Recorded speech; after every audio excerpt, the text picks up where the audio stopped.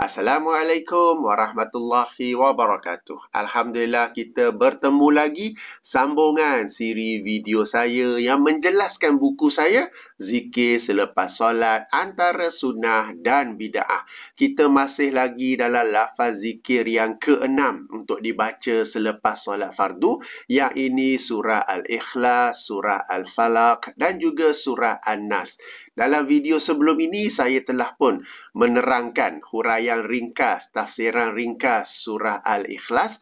Maka bagi video ini, saya akan jelaskan pula tafsiran ringkas, huraian ringkas surah Al-Falaq. Moga-moga dengan itu kita dapat membacanya dengan penghayatan. Dan dengan penghayatan itulah terdapatnya power, kalau kita boleh sebut ya, power dalam surah-surah pelindung ini. Ataupun daripada mana-mana ayat Quran yang kita baca. Baik, surah ini dimulakan sekali lagi dengan kul. Apa maksudnya? Sebarkanlah kepada orang ramai dan juga kepada diri sendiri. Katakanlah jika anda perlukan perlindungan, jika saya perlukan perlindungan, tak perlu pakai tangkal, tak perlu cari dukun, tak perlu cari pawang, tak perlu cari ustaz-ustaz yang bila dibacakan jampi-jampian, dibacakan ruqyah, kita tak kenal pun apa surah yang dibaca. Yang kita kenal yang mula tu saja Al-Fatihah.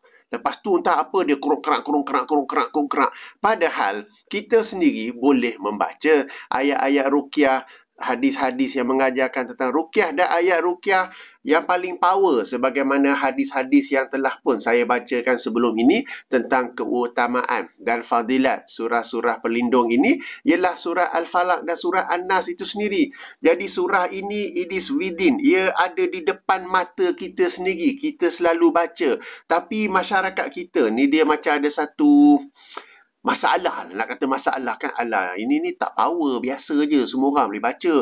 Tak, kita kena jumpa ustaz supaya dia boleh bacakan ruqyah, dia boleh bacakan jampi yang lagi power.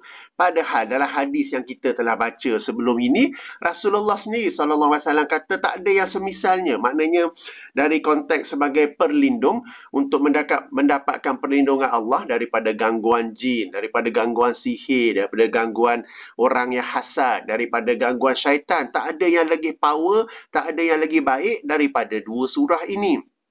Tapi itulah, masyarakat kita ni, alah ni surah biasa lah, tak power lah, nak cari yang lain. So pergi juga jumpa ustaz, akhirnya kena scam. Dia baca itu, dia baca ni, dia baca tu. Bila kita tanya, ustaz baca apa supaya saya pun boleh baca sendiri? Tak boleh, copyright control. Dia taklah kata copyright kan.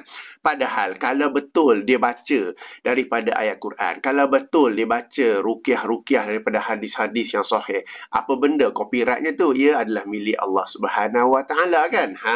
Jadi tuan-tuan dan puan-puan, katakanlah kepada diri sendiri, katakanlah kepada sahabat-sahabat, kepada ahli keluarga, kepada saudara mara, kepada semua orang, jika hendakkan perlindungan daripada kejahatan makhluk-makhluk mana-mana, maka ia adalah dengan surah Al-Falaq dan surah An-Nas, bukan dengan cara-cara yang lain ya. Jadi ini peranan kul di situ ya.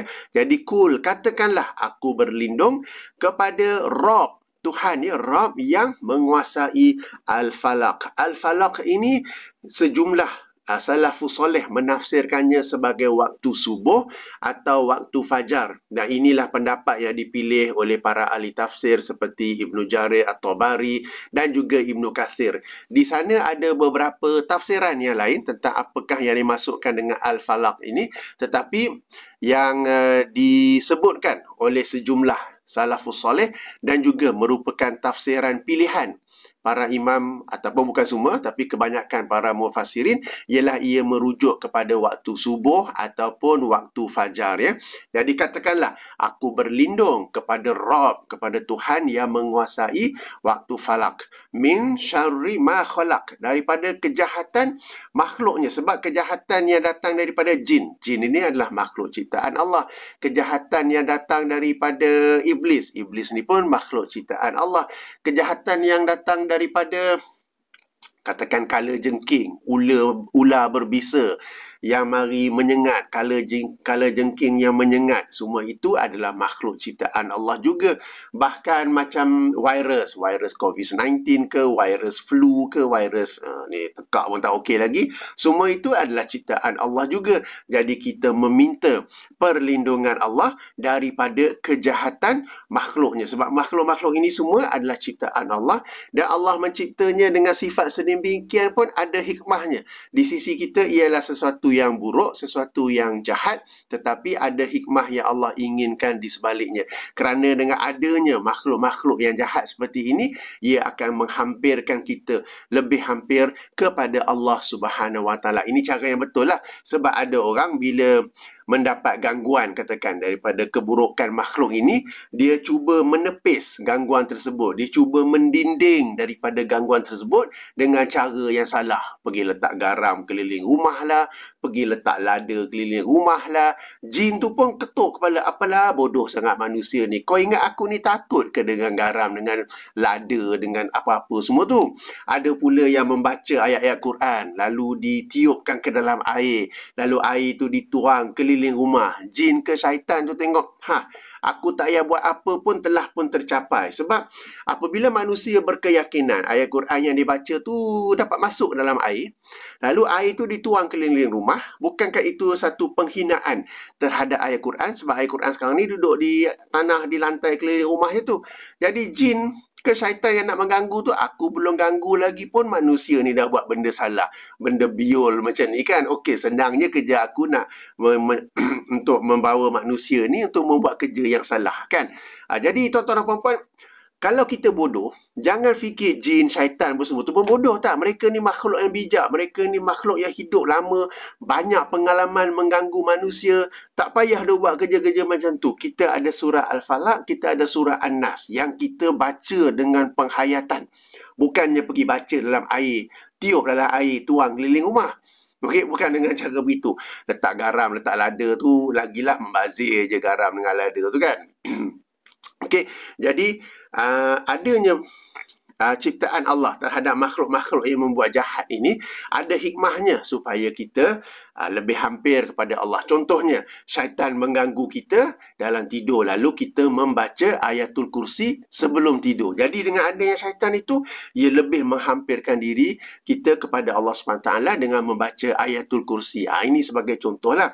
Jadi demikian juga adanya makhluk-makhluk yang berbuat jahat ini yang Allah SWT yang asalnya cipta. Dengan cara itu kita membaca Qul a'udzu birabbil falaq. Dengan cara itu harapan kita, keinginan mendapatkan perlindungan itu kan. Sebelum ni kita baca kan, Allahus Samad. Allah ini independen, tidak berhajat pada makhluk, tapi kita inilah yang sangat-sangat berhajat kepada Allah SWT. Dalam kes ini sangat-sangat berhajat kepada perlindungan Allah SWT. Ini yang saya maksudkan dengan adanya makhluk yang seperti ini. Ia sebenarnya bila kita, when we do it right, bila kita buatnya dengan cara yang betul, ia menghampirkan, ia lebih menghampirkan kita kepada Allah Subhanahu Wa Taala. Tapi if we do it wrong, kita buat dengan cara yang salah, ia lebih menjauhkan kita daripada Allah Subhanahu Wa Taala. Yang ini apabila kita cuba mendapatkan perlindungan, cuba mendapatkan mendinding diri ke apa ke dengan upah jin lah pula, pergi jumpa tukang sihir lah pula, pergi jumpa apa semua tu kan. Jadi itulah cara-cara yang lebih menjauhkan sebenarnya ya. Baik, qul a'udzu birabbil falaq min syarri ma khalaq wa min syarri ghasikin iza waqab. Dan daripada kejahatan malam apabila ia telah gelap gulita.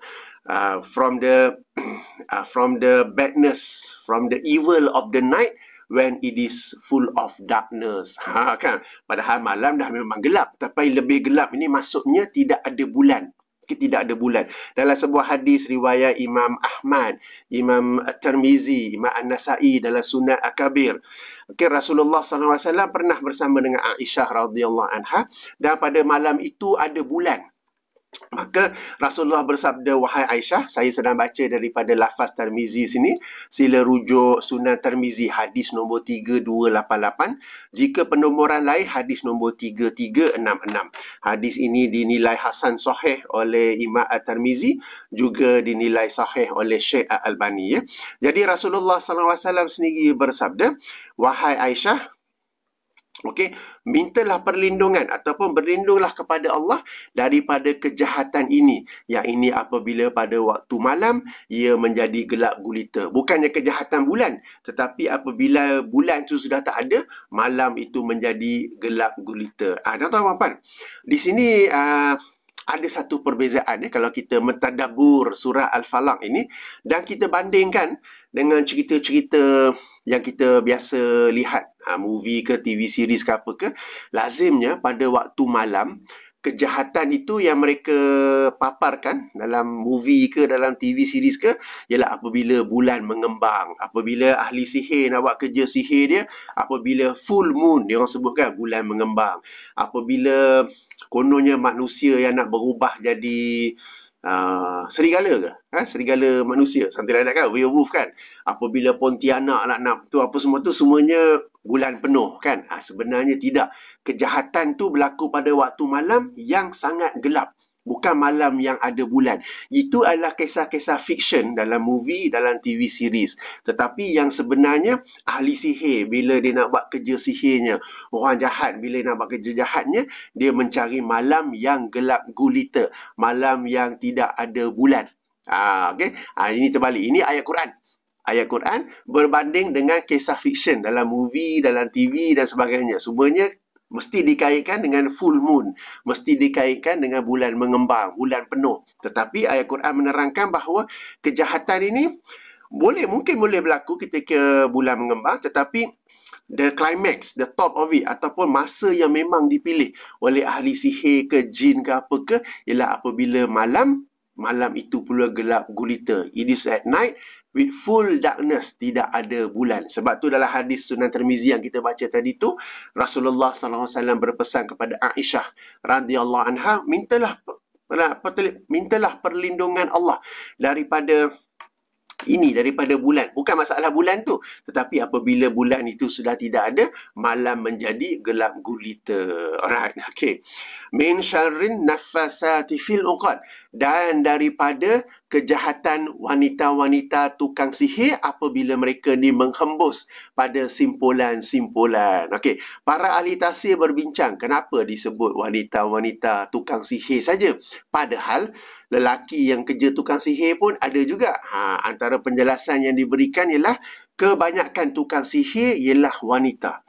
Ada juga yang lelaki, tetapi kebanyakannya adalah wanita. Maka apabila disebut wanita tukang sihir, ia juga merangkumi lelaki tukang sihir. Okey?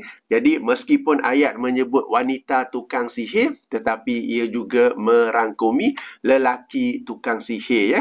Apabila mereka menghembus pada simpulan-simpulan. Okey, al-uqadih ni simpulan lah, macam akad nikah, akad jual beli, ia adalah simpulan perjanjian something like that. Maka kita minta perlindungan Allah daripada kejahatan wanita-wanita ataupun secara umumnya tukang sihir apabila mereka melaksanakan sihirnya. Apa yang mereka laksanakan sihir, yang ini apabila mereka menghembus pada simpulan-simpulan itu antara cara ahli sihir membuat kerjanya lah. Okey, dan ayat yang terakhir yang kelima, wa min syarri hasidin iza hasad, dan daripada kejahatan, daripada keburukan pedengki apabila ia dengki. Okey, apa maksudnya di sini? Daripada kejahatan pedengki. Manusia ni, ada sebahagian manusia dia memang dengki. Dia memang ada satu penyakit hati, iaitu penyakit dengki. Dan penyakit dengki ni ada saya sebut dalam video yang lain. Ia adalah antara penyakit dengki, ia adalah antara penyakit hati yang sangat berbahaya kerana ia melibatkan akidah. Kerana dengki ni, hasad dengki, maksudnya ialah membenci kelebihan yang ada pada orang lain. Okey. Kelebihan yang ada pada orang lain itu asalnya adalah kurniaan Allah kepada orang tersebut. Jadi apabila dengki kepada seseorang kerana kelebihannya, sebenarnya dia tak puas hati kepada Allah yang telah memberi kelebihan tersebut kepada si fulan itu. Kerana itulah dengki ini adalah satu penyakit hati. Semua penyakit hati tak bagus, tapi dengki ini adalah satu penyakit hati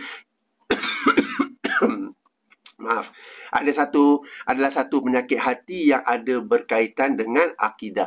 Jadi seandainya di kalangan kita ni ada penyakit dengki, Dengki ni dia akan berlaku bila kita lihat ada kelebihan pada seseorang. Kelebihan dari sudut rupa paras, lagi cantik ke, lagi handsome ke, anak dia lagi comel ke, kelebihan dari sudut kerjayanya ke, dia ni berjaya dalam kerjayanya, kelebihan dari sudut kewangan, kayanya dia ni, kelebihan dari sudut harta, kelebihan dari sudut ilmu, kelebihan dari sudut asyik-asyik ustaz ni saja yang dipanggil untuk memberi kuliah, kita pun dengki kan. Jadi dengki ni ialah kita membenci sesuatu kelebihan yang ada pada orang itu. Alright? Kalau dia tu biasa-biasa saja, maknanya rupa paras pun biasa-biasa saja, orang yang berdengki pun tak dengki. Kalau dia tu dari sudut kerjayanya pun biasa-biasa saja, orang tak dengki. Kalau dari sudut harta, kewangan biasa-biasa saja, orang tak dengki kan. Padahal kelebihan-kelebihan itu apabila orang berdengki kepada kelebihan yang ada orang lain, sebenarnya kelebihan itu adalah anugerah Allah SWT. Maka dia sebenarnya tak puas hati dengan apa yang Allah kurniakan kepada orang tersebut. Okey. Jadi wamin syarri hasidin iza hasad, daripada kejahatan pendengki apabila dia dengki. Maknanya manusia ni ada sejenis manusia ni, dia dengki saja, tapi dia taklah dengki pada orang yang biasa-biasa. Dia taklah dengki kepada orang yang pakai kereta biasa-biasa. Dia taklah dengki kepada orang yang rupa paras biasa-biasa, anak biasa-biasa. Tetapi dia hanya akan dengki terhadap orang yang lagi handsome, lagi cantik, anak lagi comel, lebih berjaya dalam kerjaya macam saya sebut tadi tu kan. Jadi inilah yang masukkan kejahatan pendengki apabila dia dengki. Maknanya manusia tu dia memang ada sifat dengki dalam, dan sifat dengki tu akan terlaksana, akan terbuak-buak, akan terkeluar apabila dia lihat kelebihan-kelebihan yang ada pada orang tersebut. Dan daripada kedengkian ini jugalah akan datangnya penyakit ain. Okey, tentang penyakit ain ni saya alhamdulillah ada sebuah video khas tentangnya. Saya bagi link dalam kotak description. Video tu pun lebih kurang 36 minit. Kalau saya nak cerita sekarang jadi panjanglah pula kan. Jadi itu totally separate subject tentang apakah penyakit ain dan bagaimana penyakit ain ini boleh berlaku. Dan boleh tak penyakit ain berlaku melalui media sosial? Maknanya seseorang tu ditunjuk gambar anak dia yang cantik, tapi di media sosial, di Instagram ke, di Facebook ke, di apa-apa channel yang lain lah. Jadi boleh tak penyakit ain berlaku melalui media sosial? Itu sebagai contoh, itu pun saya ada bincang dalam video tersebut. Tetapi sebagai hint, orang ustaz-ustaz yang kita kenal, kebanyakan mereka kalau kita kenal tak tunjuk gambar family dalam media sosial. Pasal atau tidak?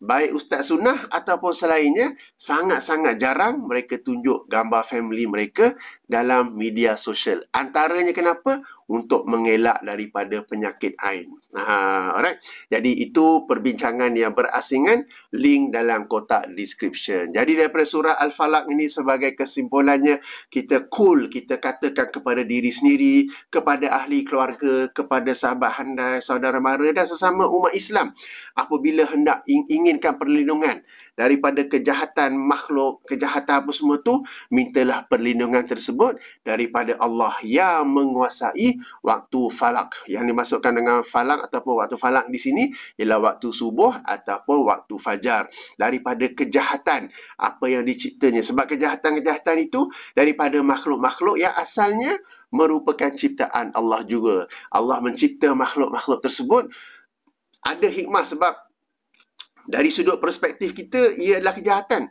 Tetapi apa yang Allah inginkan daripadanya ialah kebaikan. Ialah supaya daripada kejahatan makhluk itu, ia dapat menghampirkan kita kepada Allah Subhanahu Wa Taala. Tapi janganlah kita biar diri kita ni sengaja dizalimi oleh kejahatan makhluk-makhluk itu. Maka dengan itu jugalah kita memohon perlindungan Allah daripada kejahatan makhluk tersebut. Memohon itu sendiri sudah cukup untuk menghampirkan diri kita kepada Allah. Maknanya harapan kita ini, hajat kita ini adalah daripada Allah SWT, adalah kepada Allah SWT, dan kita we feel safe.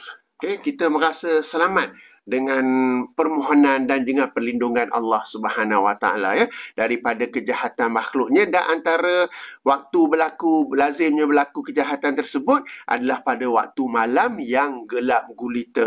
Okey, macam saya kata tadi, kalau kisah-kisah movie, TV apa semua tu, cerita-cerita fiksyen selalunya bila bulan mengembang, tetapi sebenarnya apabila malam gelap gulita yang bulan tu pun tidak ada.